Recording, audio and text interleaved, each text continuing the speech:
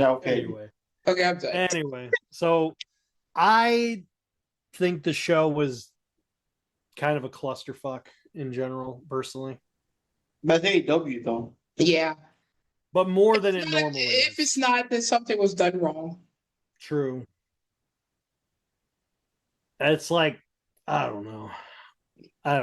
What did you guys think of the show overall? Overall, oh, it did feel a little lackluster to me. I think it could have been I don't know, like I said, like the Continental Classic championship situation. I wish it was done like New Japan. I mean, like the G1 and New Japan and all that stuff to make the Continental Classic seem like something of actual importance. And I think maybe I would enjoy it better because, like I said, I feel like we have our semifinals, then we have like 50 matches in between that, and then we get like the final and all that other stuff. If they were focusing the show on just the Continental instead of all this other stuff, it would have been fine. Or even if they want to do like their, like other matches or other title matches, put that in between, but make the Continental the final. And I think that might help just a little bit. But the whole idea of a crowning ceremony or either coming out and presenting the title or something to make it seem like it's something important, it just feels like a second, like an afterthought, just like Ring of Honor, CMLL, New Japan. Oh, why didn't you like the Owen Hart one? No ceremony. Yeah, they usually have what's her name come out to present it, but the last time they did that, they didn't. She wasn't even there to do it. Yeah. So it's like, oh well, you won it. Okay, good job, good for you. Yeah, So, now get the fuck out. yeah. All right, let's go home. It was like so weird. So yeah, I really wish they would set it up that way because even for those who don't watch New Japan, it's a nice introduction to how New Japan would do things, even if you don't know that New Japan does it that way, or for all of that stuff. So yeah, this pay-per-view was just kind of whatever. And actually, when my friends were leaving, I actually apologized to them. As they were leaving, no, I actually did. I don't know if you didn't catch it, but I was saying like, I'm sorry, this could have been more interesting. He said, no, we still had fun. I said, okay, but Yeah, we all had fun. I mean, in a sense, yes, but I still felt like the show itself could have been better. Well, they can't complain. They weren't the ones paying $50 for a pay-per-view. They just came and sit and eat. Okay, there's that. They said want to do sukiyaki, and they said they'll chip in to pay for some of the ingredients if we ever do it. Yeah, we just fly in John. Because I know he don't want to miss that. Oh, of course. Johnny, your thoughts on the pay-per-view? Well, on the match. I don't know. I felt like He already did. Oh, okay, never mind. I felt like it was kind of like an average pay-per-view. It wasn't too long. I was surprised that the pay-per-view felt like much shorter than the other ones. Yeah, they're probably missing 5 more matches or something. Some of the matches were entertaining. But I felt like the pay-per-view as a whole was nothing really like to shout about. And especially that last match with the MJF, I don't know. I think it just ruined the vibe overall. Like out of all the matches, I think that one really ruined the vibe. Like I couldn't wait for the match to be over.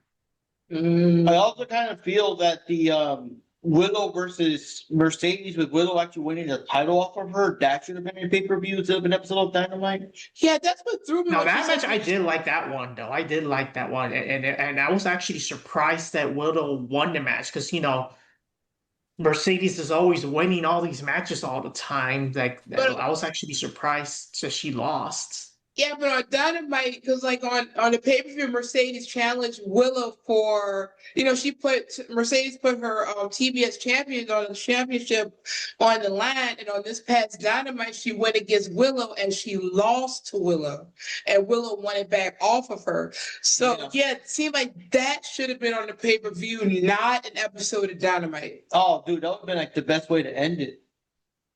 With all the cheers and everything. Yeah, but I guess he had to build that up, which means that that tag team match should have been on Dynamite, and Willow versus Mercedes should have been part of the pay-per-view.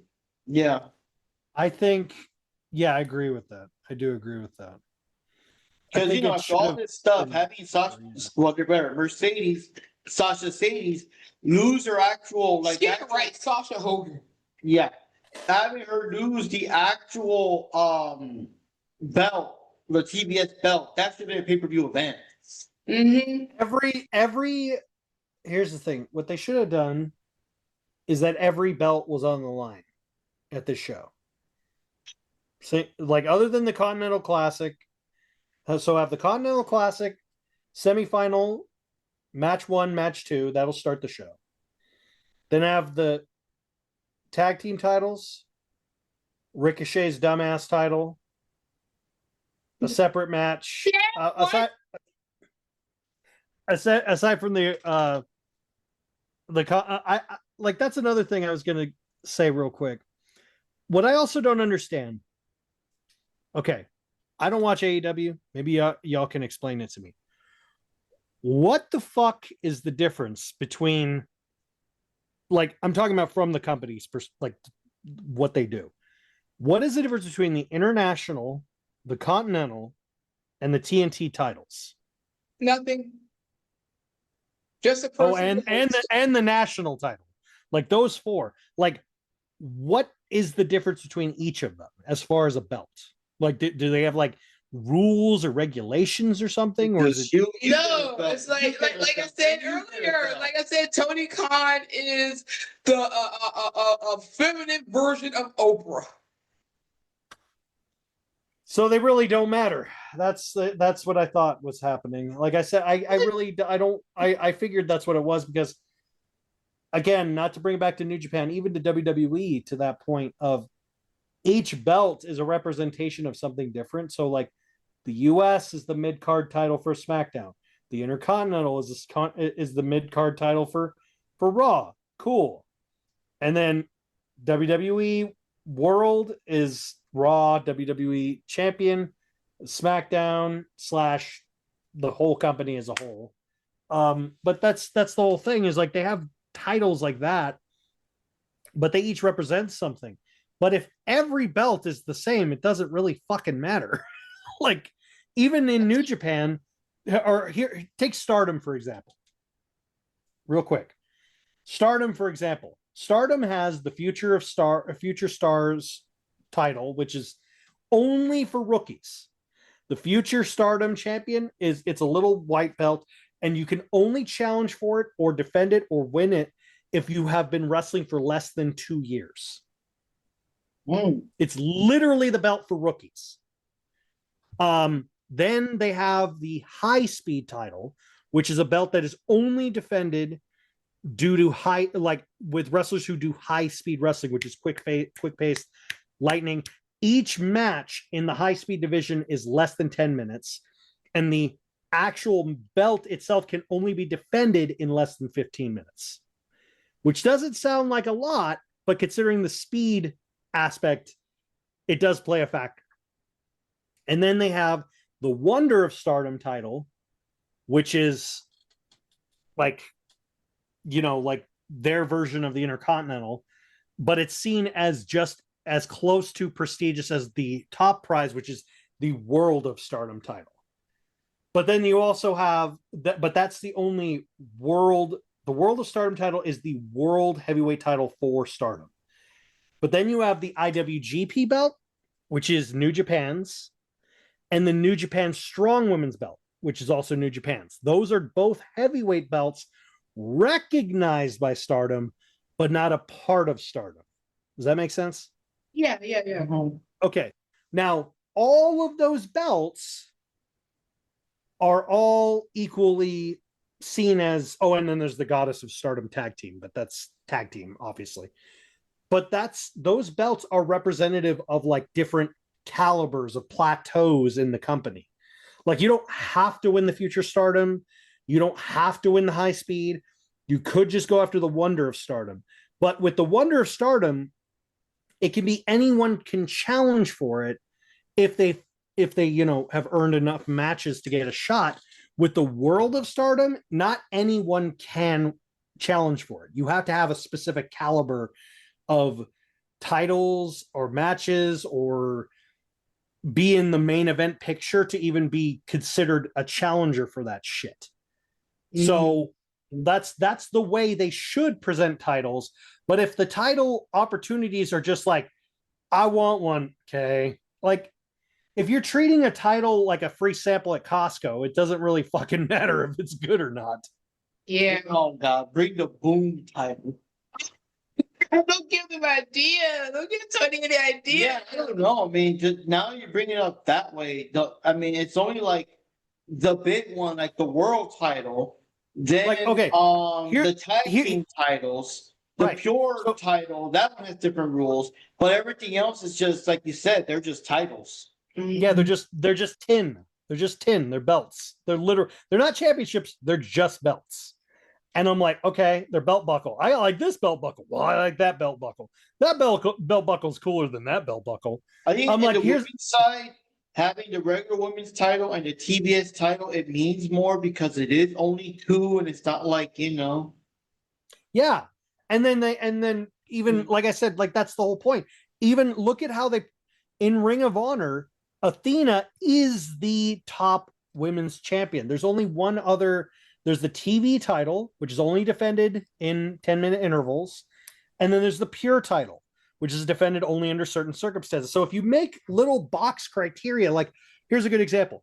Let's take Ricochet's, for example. His belt is the is the national title, right? That's what it is. That's the what national it, yeah, title. that's what he has. Okay.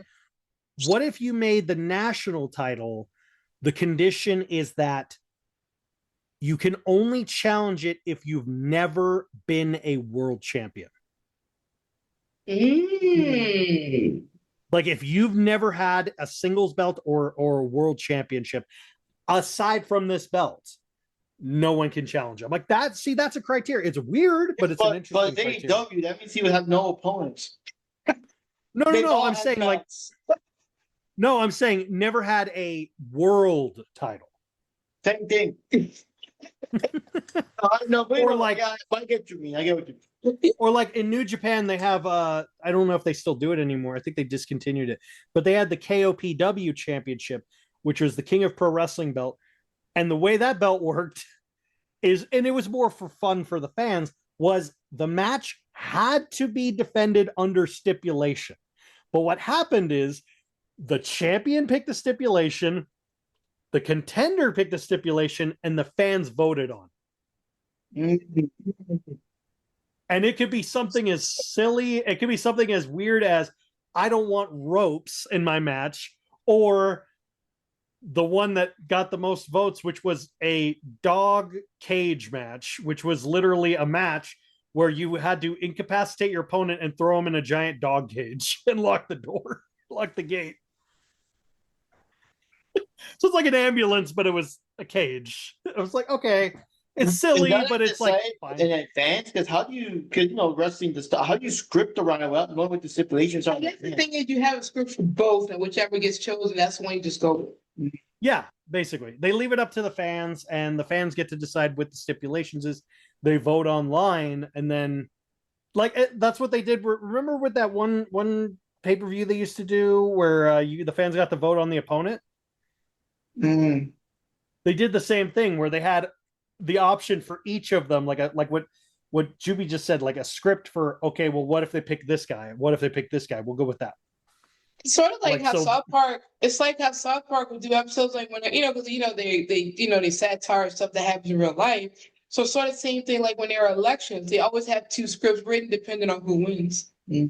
Yeah, or like what they did with the Batman comics, and they had a script where when they let the fans The Jason vote on Todd- who would. Todd thing. Yep, and they had a version where he lived, and yeah.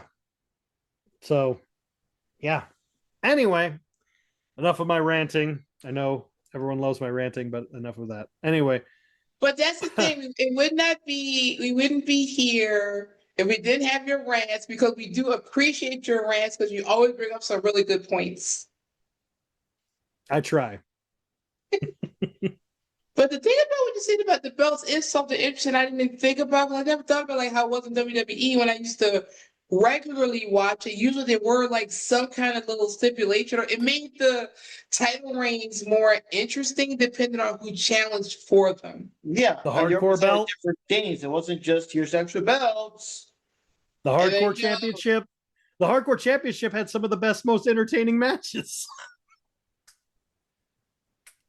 I can imagine the crate coming in and Tony Khan's got a probe. Okay, guys, the next time the belts came in. Yeah, and then we're gonna come up with a women's tag title, pure honor, ABCDEFG title. I don't know because I've never seen a man that has an obsession with so many belts. Oh, the Nickelodeon titles came in the mail. Yeah, some of them are orange. You get Okay, the merchandise belt. You get the merchandise belt. That's whoever sells the most merchandise wins. You have to go in the crowd and beat each other up and then throw out t-shirts. Whoever throws the most t-shirts and then pins their opponent gets a title. Oh my god! Oh, the belt has like on the things that have the the giant hand things people get in the crowd. Yeah, Oh, little the foam fingers. Has little foam fingers, yeah, on the sides, like pointing down or pointing at the belt. And if I want to get the AJ Boom title sooner or later, whenever Tony Khan feels stressed or anxious, To we bring the get him boom back. title. Well, to bring the Boom title and Oh, beat AJ with Fat Kid 1 and Fat Kid 2. It'll be the equivalent of the FTW title where it's mostly just them defending it or whatever. I forget that was a thing. I kind of block out things that make that Ashley doesn't need to be remembered. No, tag teams is a beautiful belt. Well, Tash should have kept a big, beautiful belt at home because it's a shame that they couldn't do anything with it. Well, I guess we can wrap up now. Yeah, we're basically wrapping up here at this point. Yeah, I guess maybe for me it was fun. I still liked it here and there, but I still feel that the Willow versus Mercedes, now knowing that she did actually, that's the thing, you're so used to, you're like, she's not gonna win. But knowing that she actually did win and get the title and stuff, that's especially since she put the title on the line. She's the one that set that stipulation. She challenged her own belt to go against Willow.